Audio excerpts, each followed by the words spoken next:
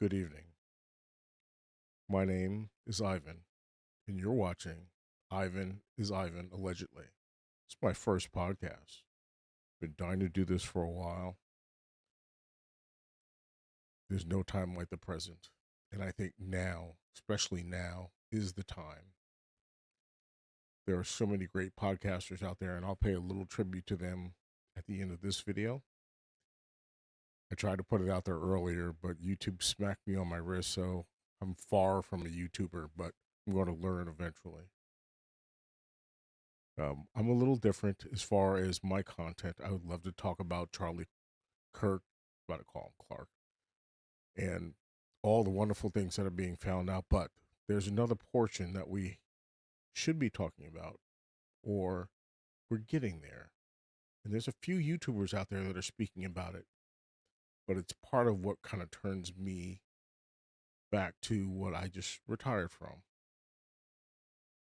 I spent 20 plus years in cyber. All right, I'm an old guy. But at the end of the day, I know a little bit. Not a lot, but a little bit. I like to share some of that knowledge. I'd like to learn more. I'm always a student, never an expert. Somebody told me once an expert is a drip under pressure. Maybe you'll figure that out. Um, my channel is devoted towards cyber, privacy, data collection, and then whatever else comes along. With that, I'm going to be honest with you. I made a perfect video about 10 minutes ago and then did something to it, and I don't know where it went. So much for me being an expert. Um, with that, I am honored to be even a crumb on the floor next to some of the big ones out there. And I think there are some great YouTubers out there. But there's some data facts that we're missing, and that's a key word, data. And I want to talk about that and the information that is being collected and what it's being used for. Just think about some of the information that you give away. All the stuff that's on YouTube, all the data that's on YouTube is being collected. That algorithm. Ooh. Think about Facebook and all that information that's being put out there and all those photos. Meta. Think about LinkedIn. What a great application that is. Facebook for corporate America. Look how great our company's doing. Look at the events that we're having. I'll get into my thoughts on that one of these days. But this is what I'm kind of devoted to. But there's something even bigger going on. And it all points in the same direction that I think a lot of people are going with, somewhere out there in the east, not too far east, but somewhere in the middle. And it's very interesting how the data that we just think is just simple and normal, just like there's a lot of people that have iWatches or even the little rings that collect data and that you look at and see what your heartbeat is doing and you're doing your workouts and your exercises and it's up on the board. How great is that? Or what about that 23andMe? Remember when you took that? Where is that data now? What is it doing? Who has it? Who has access to it? Or what about when you just go to a doctor's office? That HIPAA data. I've got a doctor's appointment tomorrow, and I'm probably going to be late because it's a really late hour or maybe a really early hour, depending upon how you see it. And I won't be late. But the last time I was there, they asked me for my date of birth, and I had to say it out loud. And I look around, and there are people here.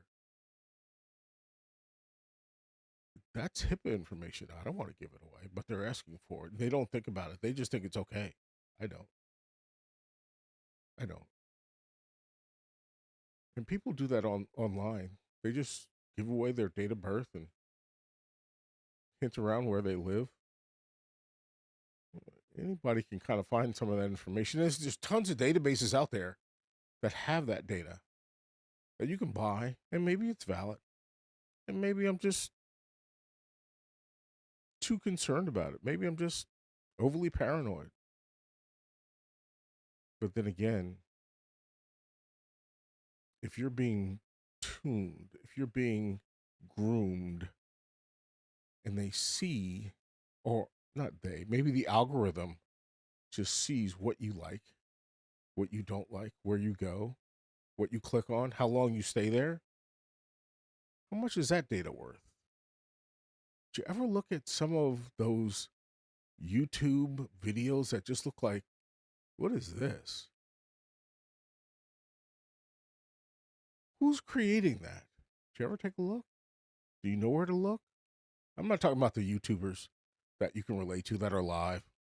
I'm talking about the ones that are out there in the field, or maybe it's Congress, or, you know, I saw one a couple of days ago was Cash Patel. Love you, Cash, not really. And he was being lambasted by, I don't know, some congressman. And the title was Cash just deleted 700, I don't know what it was, but 700 terabytes worth of data. And he didn't. But it looked that way. And I was intrigued because it was data and it was deleted. And they had narrowed him down. Like, you're the one. We saw you log into the building and we have all you're guilty. And then I decided this is too good to be true. I stopped the video and I looked to see where it's coming from. And it was coming from India. And I'm thinking, why is that the case? And then I read some more and it said it was all fiction. The people were real, but the words that were being narrated weren't. It's a falsehood. It's fed slop.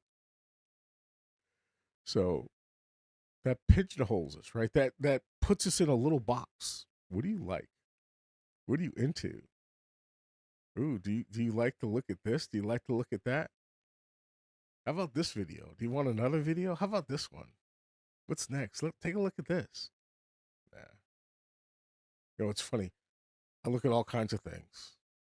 I used to look at more about computers and cars and all kinds of crazy stuff. Kind of narrow that down a little bit right now. But it's interesting what the algorithm knows. I caught AI in a lie today. And I discussed it. I didn't discuss it. I sent it off to Baron. And it was simply, I asked Grok, what did Charlie have on his appointment schedule for 9/11? And Grok replied, he had nothing on his calendar for 9/11. I knew that wasn't the case. But that's a narrative that I was fed. So I went to ChatGPT to try to find that schedule, and I kept on asking it the same question over and over to make sure that I really nailed it down. And I finally got to it, but it kept on giving me a different narrative. And then once I got the information that I needed, once I knew the university that he was going to, I went back to Grok and I said, why did you lie? I didn't lie. And my Grok is a female, so she sounds really nice. But at the end of the day, I showed her the data, and the data says he was scheduled to go to this university. And then Grok said, oh, you're right. I misunderstood what you were asking. Now, the question that I asked was really simple. Where was he scheduled to go? Where was Charlie Kirk scheduled to go on 9/11? And I got to know. And if anybody looks at Barron's video from, it will be I guess the 15th or maybe the 16th. It's the 16th right now. It's the 15th right now at 3:30 in the morning. But you'll see I asked the question. I think it's at like the 2 hour 15 mark, somewhere around there. And it was just wrong information. It was feeding me crap, and I knew better. So don't trust AI, but AI is trusting us. It's trusting what it's been taught. Because AI is not really AI, it's ML. And if anybody knows ML, it's machine learning. The machine is learning. We are teaching it, but somebody taught it or somebody told it to say, no, he didn't have a schedule. There was nothing else. I don't know why. Who was it protecting? The point that I was getting to was I wanted to ask Rockwell, why wasn't security set up for his next appointment, the next campus he was supposed to go to. I always see them drinking water on the screen. I was like, why do they drink so much? It takes a lot to talk. I get that. Anyway, I'm not going to go on about this, but be careful about AI. Don't trust it. I have a motto I like to go by. I think George Bush, he might have coined it. Maybe somebody else did. I don't know. Maybe you guys can tell me. Nobody's going to look at this video anyway. I don't know why I'm saying that. But it's simply trust but verify. I like to say trust but verify, and then verify again, and then verify again. And don't use the same ones over and over. A lot of companies will go and do like an audit, like the audit that Charlie wanted for Turning Point USA. But you don't use the same company over and over. You use different companies. You know why? So you can balance, so you can double check. Because if you're using the same company over and over, they get comfortable and they just say, yeah, it's good. It's good. Yeah, it's okay. Nah, nah.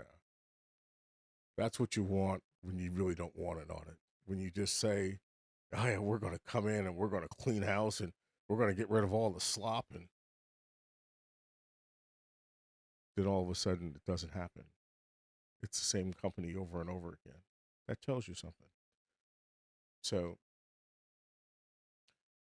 there's even deeper thoughts that I want to go into about data storage and AI. And a few people are really starting to get into it. Danks is killing it.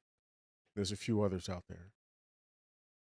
Well, we have to think about what information is being collected and what are they combining and where is it being stored and how can it be used? I'll leave you with one more. If you do drive to work every day, normally you drive to work the same way. There could be an accident or maybe you have to get gas, so you might take a different route. But for the most part, you drive to work the same way every day. Each one of those intersections has a camera. Each toll booth that you go through, there's no more toll booths, they're just tolls, has cameras. There's even cameras along the highway. And those cameras could be used for a myriad of reasons. How fast are you going? Point A to point B? You know how far the distance is? Do some math. 80 miles an hour. Okay. He was going pretty good. We could give him a ticket. But they don't. They don't. But they could. But they know where you're going, how you're going, what you're doing. Cars the same. Eating habits are the same. One hand on the wheel, listening to the same music, same radio station, same slop. We become cattle because we fall into a pattern. But sometimes you have to ask questions so you don't fall into that pattern. So you don't believe all the things that are fed to you. That slop that we roll around into. So I want to go deeper into that. There are some things that are being built under construction right now. And I started asking some questions. I want to go into it so bad right now, but I don't want to give it away because it's great for my next video. But it's the teaser that I've watched. I've watched great podcasters do this. Ian. I don't know if Ian does it, but I know Barron does it. I know Coach does it. Candace definitely does it. You just never know what's going to come out of Candace's mouth. I truly enjoy what they produce. I never thought that would be my thing. It almost feels like I'm about to age myself, but I think the gray hairs are doing it already. But it was like, remember General Hospital? I used to put my college courses around General Hospital at 3 o'clock in the afternoon. Had to see what Luke and Laura were doing. Gotta see it. That was the slop we were being fed then. I don't watch TV. I don't go to movies. I love to do research. I love to play with computers. I love to build. I build what they tell me I can't build. And then I build it. Sometimes it works. Sometimes it doesn't. I tried. In my yearbook, it says, nothing beats a failure but a try. We have to remain stable and question everything. I'm not telling you to question authority. Look at it. Ask yourself, really? Let me see if this narrative holds true across the board. Okay. Yeah, it's good. Yeah, I should stop at stop signs. Yeah, I should let kids cross the road when that bus has its sign out. Says stop and it's flashing. Yeah. Yeah, that's good. Right on. But when an authority tells me I have to do something, like pay taxes, well, yeah, I want to do that. But sometimes I have to question that because you just never know. You ask the questions. And maybe that's a really poor example. And in my head right now, that's a poor example. But at the end of the day, when we stop asking questions, is when we lose freedom. And I'm going to end there, and I want to go to sleep because I've got an appointment tomorrow at 10 o'clock. Um, thank you for listening to me rattle. My name is Ivan, and this is Ivan is Ivan. And I really want to thank you for your time. Hopefully, I'll produce one of these a day or one of these a night, and I'll get better at it. But with that, hopefully, I have it ending here, and I want to try to be really slick and smooth to present it and produce it. I don't have a fancy thumbnail or anything of that nature. I made a little video. It took me 3 days to make it. I was trying to really kind of introduce myself, and then I posted it up, and YouTube said, "Okay, it's good. Go ahead and post it." And then within 8 hours, I said, "No, no, the music, no, can't use that." And it was music from YouTube, and they wanted me to pay. It's like, oh yeah, I'm a poor black man. I can't pay for that shit. Oh, sorry, didn't mean to use that word. I can't pay for that. I mean, once I make Barron's money, I probably could, but or Coach or Ian or whatever. Uh, Point being is that I was trying to do something that I thought was free, and it wasn't. So I'm going to play you the end of that video, or not the end, maybe the middle towards the end. There is no sound, but sometimes it's better that way, right? So here we go. Thank you for your time. Thank you for listening. I appreciate it. I really do.